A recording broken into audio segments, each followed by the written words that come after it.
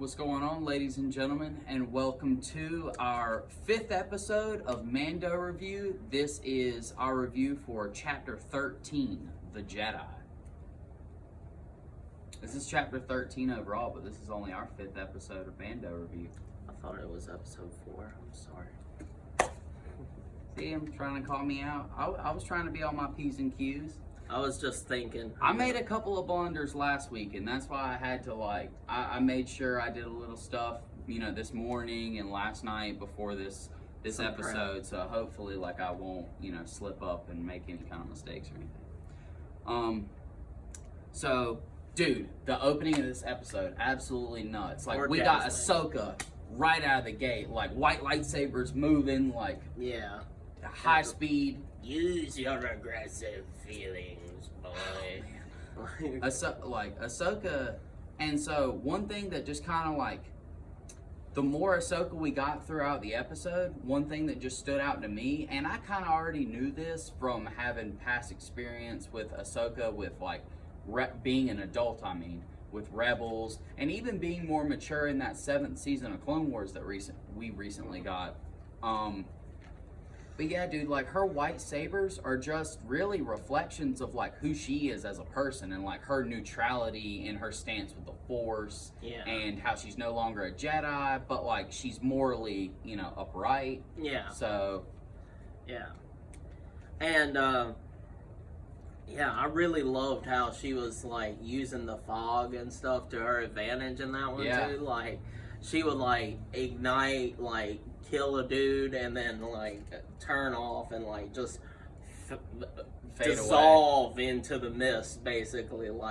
You couldn't see her, they couldn't see her, even their technology couldn't pick her up, kind of stuff. They were, shouting back and forth, she's off the scanners. scope. Yeah, she's off the scope.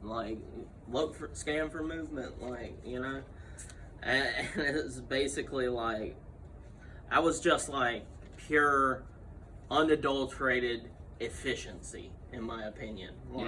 Just efficiency. Yeah, she was taking herself in and out of that as she felt. And I mean, it was very effective too. They had no idea what was hitting them. Perfect. Clapped. Yeah, I don't really have. I was geeking out so much, and just overall, I don't think there's so much to look into other than that little thing that came to my mind, like I said, about the reflections of her sabers being more about her. I realized I didn't touch his ears or anything earlier when you did. I didn't know if they were soft, No. But yeah, I don't really have another moment that I want to discuss until Mando's first flying over and he's coming into town. I have one point to make. It's after she Ahsoka is talking to the magistrate or whatever. Yeah. Well, I forgot what her name is. Morgan Elspeth. Yeah, Morgan Elspeth. But she's talking to her, and she does a very stereotypical villain thing, and it's how many lives is the knowledge I possess worth to you? Yeah. 1, 20, 100? I don't give a crap about these people. I'll kill them all. Yeah. Trying to weigh on her morals, because she believes she's a Jedi, yeah. And that's the way to get a Jedi to back down, is to say, I'm gonna massacre a whole bunch of people if you don't just leave me alone. She was really going for a tyrannical approach. Intimidation. Yeah. Full bad guy kind of thing. And that would work on almost any kind of morally upright, kind of stereotype hero character. Yeah, and definitely any Jedi that we know from the Clone Wars type era. Yeah, Obi-Wan would have gotten clapped by that move. Honestly, I love Obi-Wan, but he would have had to back down on that one. Yeah, he would have had to find an alternate method. Definitely. He would have eventually, gotten succeeded. Up there. Yeah, succeeded, but it would have been a whole different way. And Ahsoka was just they already suffer under your rule, so it's not like it's doing a much difference either way. Honestly, they would like it if you killed him, is the kind of vibe I got from that one. Like, what Ahsoka said? Because Yeah. the villagers themselves were like, she's gonna kill us. And like, we're like all sad, Yeah, like, but, worried like, for their lives. Like I mean- anybody would be. yeah, but that was the one guy who was strung up on a torture method. Yeah, like You know, the Zap like, page. yeah. So, I mean, I'm thinking the regular citizens, there's a few of them in there at least that would be like, yeah, if you kill me, go ahead and do it. I'm free once you do that. Like, Yeah. you know, but I'm diverging from the main point I wanted to make. It was like, she was like, they already suffer, so it makes no difference really. You have a day to surrender. I'll be back for your answer, and then just like dips out. Yeah, and then like it does the ba-boom and like shows you the Mandalorian, and then ba-boom the Jedi, and chapter 13, and then of course it goes to our titular characters of who we finally got a name for, young Grogu. Grogu. Yeah, and Mando, they fly in on the Razor Crest, or rather it shows a little shot where they're coming into the planet Corvus and they talk, and there's a really cool exchange there because I saw some growth and development with Grogu during that, because Din just looks over at him and says, "Get in your seat," and he doesn't really listen because he's caught up with a shiny metal ball on the control stick, and but yeah, he looks back at him, he tells him to get in his seat again, and then he just, like straight up, like shimmies his way, like down onto the floor and back over to the seat, and kind of like, climbs his way up. And I was like, okay, so like you understand some stuff. And then by the end of the episode, we understand that he knows a lot. Like, he's been through a lot, like stuff. Yeah, like. That he understands everything you Right. say. Yeah. Like, Oh yeah, he's way more intelligent than, his. we originally thought. Yeah, like his childlike appearance is And demeanor sometimes. Like, he acts like a child. Oh yeah, getting into stuff and just making his babbles and baby sounds. Electrocuting himself. Yeah, that too. I just wanted to point out, like, when they're coming in on the Razor Crest and it's like flying over the city of Kaladin, that we were talking about, the disgraced magistrate or bad magistrate Morgan Elspeth kind of has taken, I guess, captor of like the whole like town. But they're flying over, and one of her guards is like using the same type of, I guess, rangefinder, or like, I guess it's not really a rangefinder, but it's like a tracker for ships, It's a scanner, I think. Yeah, just kind of, I guess it would probably tell you what like make and model and how fast it's traveling and probably all that sort of thing. Yeah. But yeah, like I thought it was really cool because it was a callback to the original Star Wars movie, and like when that guy, the rebel trooper on Yavin, was doing it. To the Falcon. Yeah. So I just wanted to point that out. And then whenever it's like, before Mando walks down the ramp and is like, coming out into the dead, just, burnt to a crisp, it looks like it's just been raised by some sort of, planetary altering device, I would guess. Because, it's just like, it looks like miles and miles of what used to be lush forest is just now crispy. I honestly just think it's like the harvesting slowly over time of natural resources. Yeah. It's like basically killing the planet. Oh, yeah. Like it's being like strip mined or something like that. Yeah. And just everything being taken.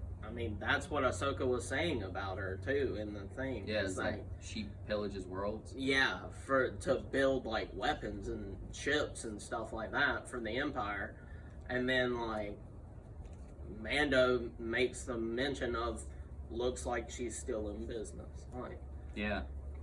But I just like these giant, before it shows Mando walking down the ramp, I like these giant herbivores. It's just really cool because anytime you see some kind of giant alien creature or giant beast, you always assume like, oh man, that thing wants to eat me. But if Mando would have been right next to those giant herbivores, they more than likely wouldn't have done a thing because Mando wouldn't have done a thing, Yeah. And they were busy eating the dead wood. Yeah, I just thought it was cool. I also like animals that have more of a low and less like a growl or a roar. They're more like, you know, just kind of like banthas. It almost makes like a reverberation, like whenever they call out. That's really cool. Yeah, I guess it would be kind of like a major version of like what Chewie does, except, you know. Yeah.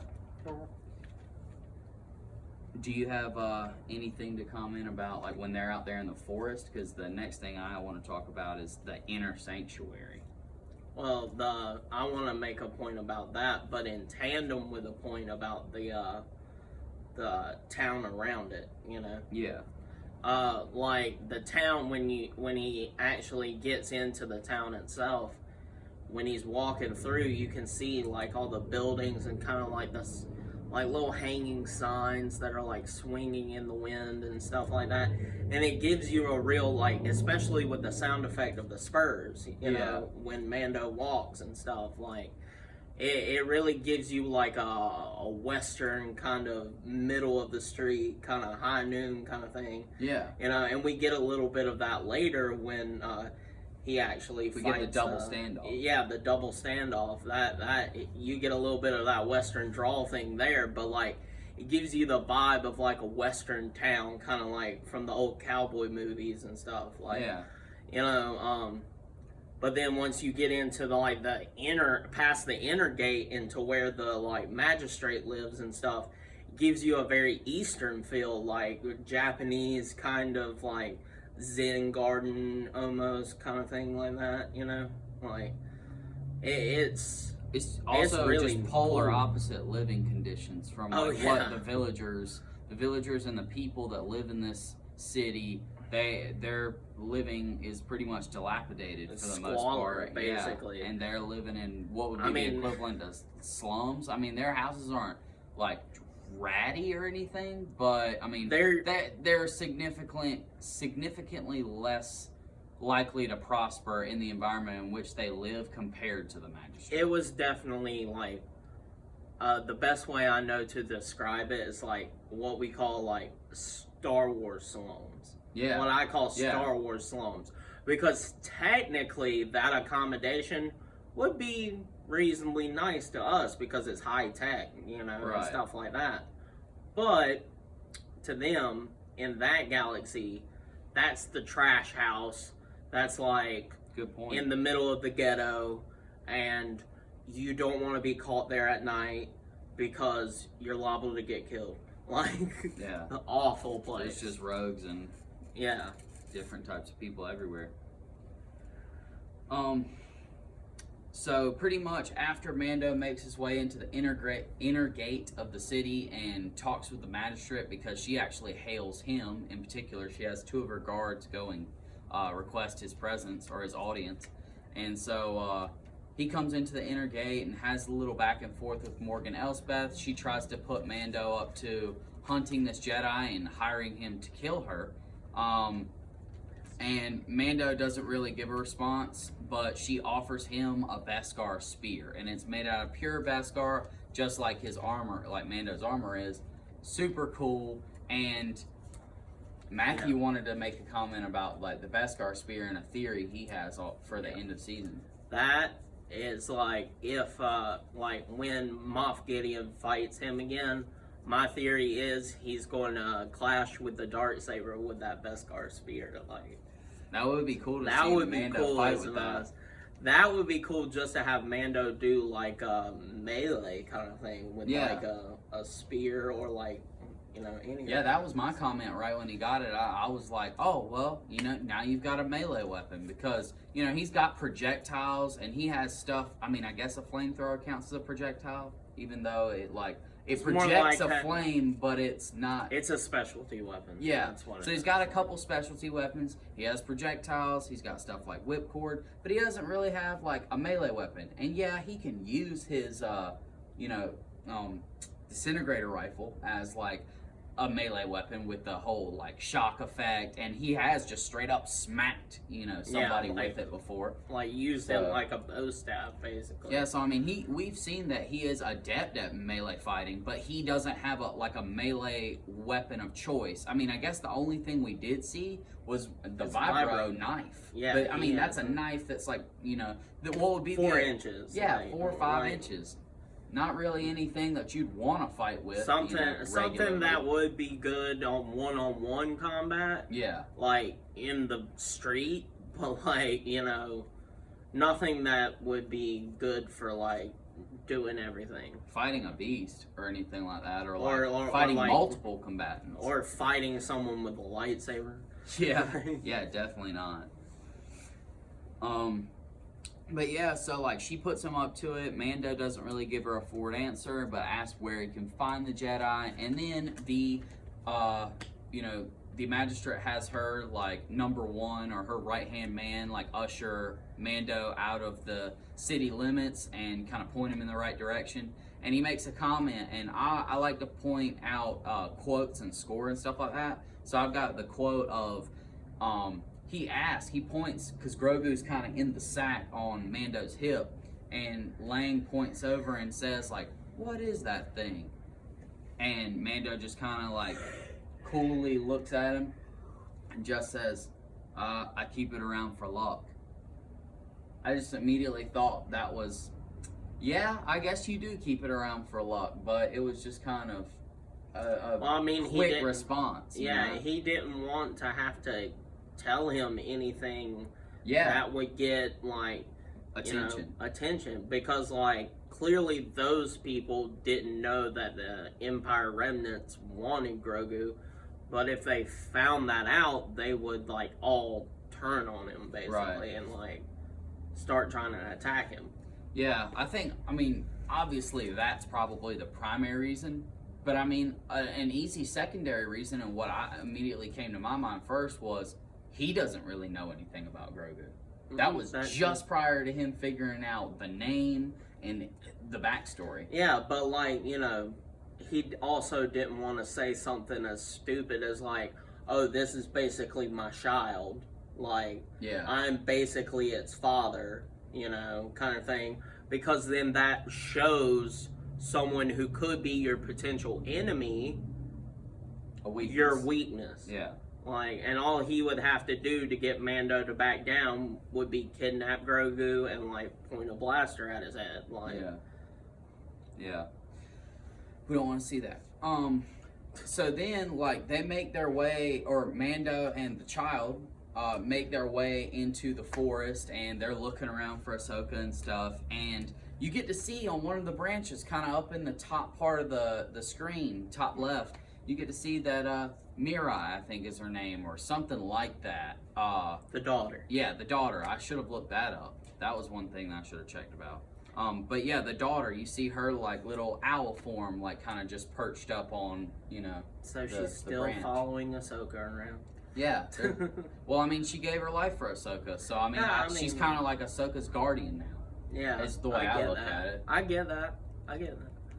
But like that I noticed that too, and that was cool. I mentioned that to Uncle Lim while we were watching it first time. Yeah, I didn't see that the first or even the second time, I don't think. But when like they actually get to the coordinates given and stuff, and like he's like, what was that? Like he hears a noise and he's looking around, thinks it's a false alarm, and then Ahsoka comes jumping down from the top of the trees, trying to just going ham at him too, and he's like deflecting the blades with his like gauntlets and stuff because he's wearing pure Beskar, and like just like trying his best to like not get killed, and like I mean shoot, like she was going all out on him, and like it was only when he was able to get some distance between them and say like Bo-Katan sent me, like I'm not here to hurt you, that she kind of like, let her guard down, and then even got interested in the child. Yeah, the child, because she was like, whoa, only seen Master Yoda before. This is a baby version. Like, dang. Is he going to be as powerful as Yoda? That would be super cool. I would love to see adult Grogu in something soon. Like, for the that future. Would be nutty. Adult Grogu just being like, super powerful in the Force. That'd be one of the best things about the post like Episode 6. Since a lot of people are hating on the whole sequel trilogy, and this is the only Mando itself, like the show, is the only thing that people have really been like embracing fully. Yeah. if the rumors that I've heard, and they're only like speculation rumors, not even backed up by anything, so don't quote me on this. Like, basically rumors I've been hearing was people are wanting to get the Star Wars Legacy series in a show. Yeah, I heard like about from that too. Dark Horse. Yeah. And bro, like Darth Krayt, the One Sith, all that kind of stuff from that era, like, bro, please. Yeah. Please and thank you. I mean, apparently I heard in Legends that like Darth Maul was the master or whatever of Darth Talon, or like he like trained Darth Talon. I literally watched a video the other day that told me that, and I was like, what? How did Darth Maul train Darth Talon? No, because in the Legacy series, I'll show you the video after this, but like let's not get into all that because that'll extra. make the video 5 hours long. Yeah. But anyway, where's my next point? Oh yeah. Mine's the name reveal, and yeah, mine is too. Like, it's basically like, I also like how like she's explains to Mando that like Force users can basically like emote with each other, and just like using the Force, like, can understand each other and their emotions. Right. Like, it's literally like an insta, I got you, like, kind of thing. Like, understand how someone you. feels. Yeah, you know how they feel. Like, some people say, you don't know how I feel. Well, the Force user does know how you feel exactly. Like, they've read your mind, basically. Right. Like, I always like that kind of thing because I think that would be insanely useful in real life. Yeah. Oh yeah. Of course, with something like that in the real world, I feel like there would be people who would usher peace between one another and Yeah, they would want to. Yeah. And other people who would use it for horrible things. Of course. I mean, that's the grand fight between good and evil. That's just the way the world works. But so we get to find out Ahsoka just kind of out of nowhere, without skipping a beat, drops his name after they kind of have this little telepathic, feel session or heart to heart. Grogu, awesome name. I'm fully approve of that. People were saying that it's kind of like a mix of Rogu from American Dad and Groot. And they kind of just mashed those two together, and that's how you get Grogu.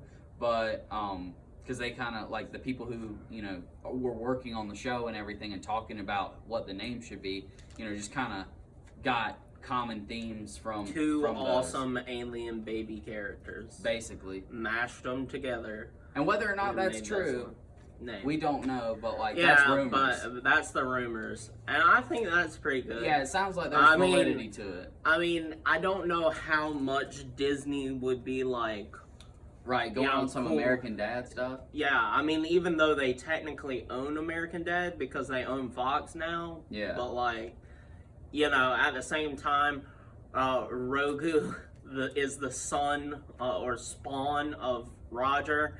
And he's basically a deep voice baby version of Roger that is extremely more perverse than he is. So, yeah. It's kind of a little adult joke there. Disney is known for doing adult jokes, though. So, yeah. Yeah, they might. LSD compounds in the background of kids' movies. Yikes. So after that, they have this whole exchange. The next morning, Ahsoka agrees to kind of train or test Grogu, and so pretty much it's just she tries to get Grogu to do a back and forth with the stone. Basically, she projects the stone towards him, and he receives it, but she then asks him to send it back, and he can't. Or he just doesn't throws want it on to. the ground. Yeah, he just tosses it. And he's so, just then she incorporates, Din and says, come over here and you try and connect with him. And so at first he tries the stone. Grogu still refuses the stone. Mando has the bright idea of reaching into his pocket and taking out the silver ball. And so he offers him the silver ball. And then, of course, Grogu's immediately eyes wide, looking at it, oh, gimme. And he tells him straight up, he's like, you know, you want it? Go ahead and take it. And then he straight up just takes it super fast. Yeah. Like, literally just force pulls it. Like, it reminded me of, like, some of the things, like, when in the movies and stuff, when they force pull the lightsaber to them. Yeah. Like, when they force pull their lightsabers to them, like, they're just... Like, just catch it really quick like that. Yeah, like in episode 2, when Yoda was about to do his smackdown versus Dooku, he just opened his thing and went, and like pulled it to his hand. He did a fancy version. He had it spin before he called it. Like, Yoda was a flexer, alright? Yeah, like, I had to flex a little bit. Yoda was a flexer. Grogu's gonna be a flexer too. I mean, it's yeah, just once he's type nice, he can be a flexer. But right now, he is but small child. Small child, do not flex. So after he passes his test, you know, Mando of course says like, come on, like you see what he can do, like let's throw him in, like get him some training. And she says no, like he has just a really strong attachment to you, and that will threaten, you know, his, you know, decision making, and yeah, his stance in the Force, and like that, you know, can really do some bad things to a well-trained Jedi, you know. Yeah. And she was like having some PTSD moments to like Anakin kind of stuff. Like she was like, I've seen what heavy attachments can do to a fully trained Jedi Knight. I will not start him down this path. Yeah. Like, and she's just like, I'm washing my hands with it. Like, I'm not going to be responsible. You know, it's a really wise decision, like, you know, because maybe if it had happened 10 years, 20 years before that, she might would have taken him on as an apprentice. Maybe.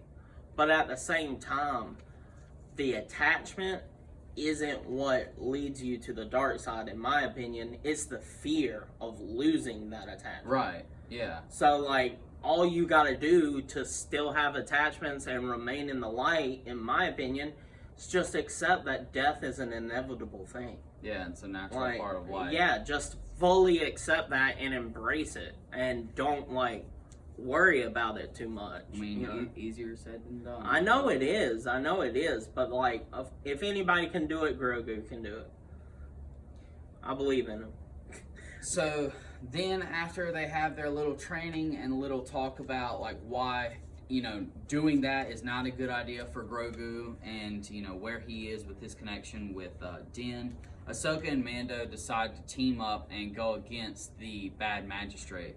So, you know, Ahsoka goes in, and man, she goes in and goes ham. Like, oh yeah, she just comes in, jumps up, slices the bell in half, hands a couple guards, you know, their own ass, and then, like, after that, she just kind of makes her way down into the village, and then it really is like a Western standoff. Like, she's down at one end, just kind of like, you know, standing there, looking at them, and not only, before the magistrate comes out with her two HK-87 bodyguards, Lang and his, you know, alien or human, you know, guys just in uniforms, they're already out front. You know, it's probably like 12 to 1 or 15 to 1 or something like that.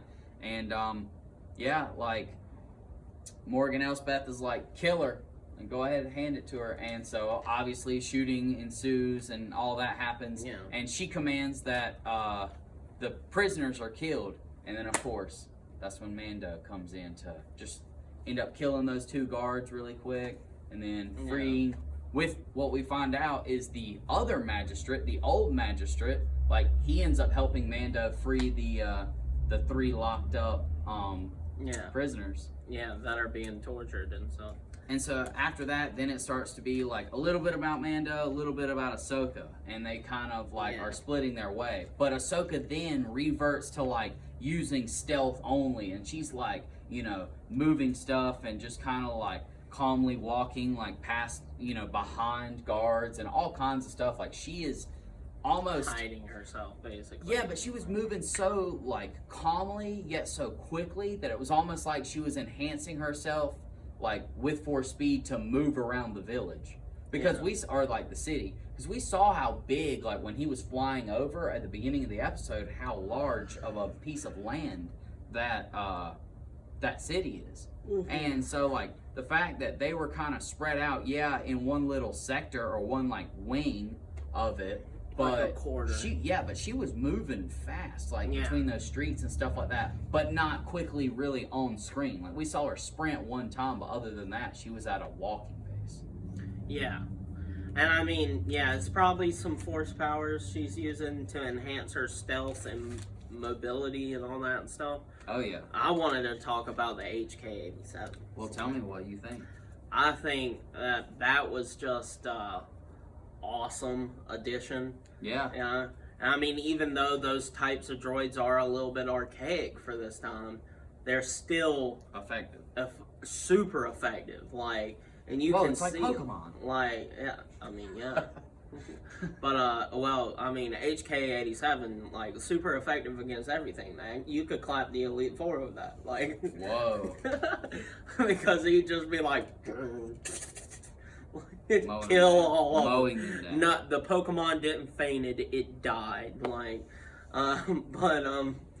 HK-87, like, they're so athletic, nimble kind of machines that it's like, yeah, it's not as smooth as the IG models that we've seen, like Yeah. IG-88 and like, you know, IG-11, like IG-100. IG-100s, like, yeah, like all the different smooth acting ones, and like the other unnamed IG units that we see in the Clone Wars and Yeah. stuff like that. You know, like, it might not be as smooth, but it's definitely, in my opinion, a more crisp, classy kind of droid, like, in my opinion. I just like it better. It's a flex to have one, and I appreciate that this episode's villain had two. Like, Yeah, that was awesome. When that like those HK-87s and all the guards and Lang are all hunting down Ahsoka like in the village, and Morgan Elsbeth has retreated into her like inner sanctum. I just wanted to point out, because Matthew originally made the joke to me that I was going to write down a note about the Lothcat that you get to see like kind of jump out for a split second, hiss, and then it just cuts away from him. Like it was just an insignificant. Yeah, it was almost the equivalent of like what wasn't actually supposed to be a jump scare, but it was like a jump moment. You know what I mean? Like Yeah, it's just just like a like- random like, oh whoa, like oh, insertion. Lothcat. Yeah. And so I just think Lolcat. I just think with like the combination of what happened at the end of this episode, the reveals, and kind of like where it seems the trajectory is gonna go, with the Lothcat being there, I was already leaning more towards like Ezra showing up at some point in time, because this is kind of the Filoni verse. But with a Lothcat, I feel like, you know, that's even more of a signal and like a sign. Oh, God. Oh, my back hurts. So much stretching. Oh, God, I think I pulled something. Oh. He wants to point at me and say, this guy, what about this guy? Like, talking about how I'm a stretch. Like, get out of here, kid. You know I love you. Yeah. But, yeah, my next point was going to be about the fight between, Yeah, well, fights between Ahsoka. that's my last point. Okay. Well, my favorite thing about the fight with Ahsoka and Espeth, whatever. Yeah. Morgan. Yeah. The fight, I just love the effect of when the lightsabers clash with the Beskar spear. Yeah. Like, and how it looks like the energy's going into the Beskar, but reverberating back into the lightsaber. Yeah. So it's like, you know, the effect that, like, the lightsaber does with the Force lightning is you could deflect it back onto people, you know, like, I kind of like that the Beskar is doing that to the lightsaber energy, like, ooh, like, That's pretty cool. So does that mean we can, like, deflect Force lightning with Beskar? I mean, maybe not, but, like, that would be cool. That would be cool if they could write that in and make it make sense. Yeah. I think that would be cool. A little bit OP, but bring that up in like the next 5 minutes, like when we like, we can talk about that more. Yeah. We can talk about that more later. But yeah, and then I just love that kind of how that goes, and then I also love when Mando's standing off with the lieutenant or captain or whatever. Lang. Yeah, Lang. And Lang is just like, sitting there trying to be all cool and collected, like, could be your side that wins, could be my side. And then once Ahsoka has defeated or disarmed and defeated Morgan, he's like, looks like you win, and just like holds up his like shotgun. Yeah, like blaster shotgun, and like just sets it down slowly on the ground. And he's like looking at Mando's hand, like removing itself from this like blaster kind of thing. And he smirks. Yeah, he smirks and goes for the gun on the back of his belt. And Mando just like, hit him with a crispy blast right to the like chest, I think it was, and it pierced through that armor like it was butter. Like, oh yeah, that was type nice. And then the back, like the turn around shoot for the last of the HK 87s. Oh yeah. Yeah, like because it was still up on the roof and stuff. That was just like turned around and shot kind of under one arm. Yeah. Yeah, like just really quick reaction. I thought that was really cool too. That proves his like, skill. Yeah, so like after Ahsoka like disarms and defeats Morgan, she ends up revealing that like Ahsoka referred to like a master multiple times, and the master was Grand Admiral Thrawn. So Morgan Elsbeth is working in league with Thrawn, and we don't know. That opens up more questions. We don't know whether this is like Ezra's already back and Thrawn's back, and we just haven't seen Ezra yet. But while Thrawn is somewhere in the galaxy, doing nefarious things like planning, some uprising or the betterment of the Empire. Or Thrawn and Ezra are still lost, and they're, Ahsoka and Sabine still haven't found Ezra. Yeah. So where this will end up like taking us, we don't know, but we approve completely of the name drop of Thrawn, and I hope he's gonna pop up in one of these episodes eventually. Yeah, but when she says like, "Where's your master? Where's your master?"